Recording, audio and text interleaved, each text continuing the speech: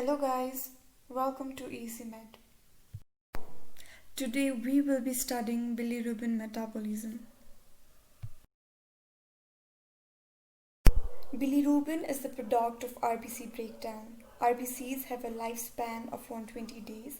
After completing their lifespan, they are engulfed by the macrophages of reticuloendothelial system, mainly liver and spleen, and are degraded.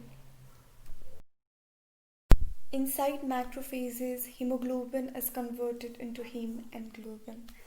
Globin can be reutilized to form hemoglobin again. Heme is then converted to biliverdin in the presence of enzyme heme oxygenase. This reaction utilizes one molecule of NADPH. Further, biliverdin is converted to bilirubin in the presence of enzyme biliverdin reductase, utilizing one molecule of NADPH.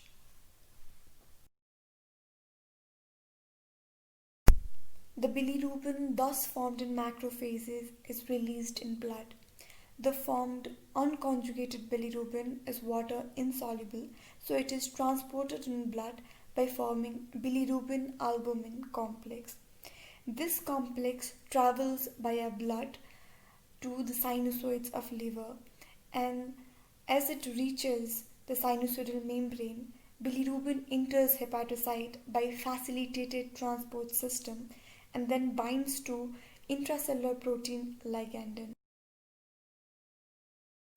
Now the unconjugated bilirubin has reached the hepatocytes, and in hepatocytes the reaction of conjugation occurs, in which water insoluble unconjugated bilirubin is converted into water soluble conjugated bilirubin, and this reaction of conjugation is mediated by UDP glucuronyl transferase. So in hepatocytes, bilirubin will be converted into bilirubin monoglucuronide and then to bilirubin diglucuronide, and this reaction uses enzyme UZT, UDP glucuronyl transferase, and your glucuronyl donor is UDP glucuronic acid. Then the bilirubin diglucuronide will be then transported into bile canaliculi and then will be released in bile. And this transport of bilirubin diglucuronide into canaliculi will be carried out by specific transporters MOAT, multispecific organic anionic transporter. And this is the very important step, as it is the rate limiting step of bilirubin metabolism. So as bilirubin diglucuronide will be released in bile and then into gastrointestinal tract, this bile will eventually reach to intestine, and on reaching the intestine, speaking specifically terminal ileum and the proximal part of large intestine, the glucuronyl moieties of bilirubin diglucuronide will be removed by intestinal bacteria with the help of enzyme beta glucuronidase, and that will reduce it to urobilinogen, which is a colorless compound.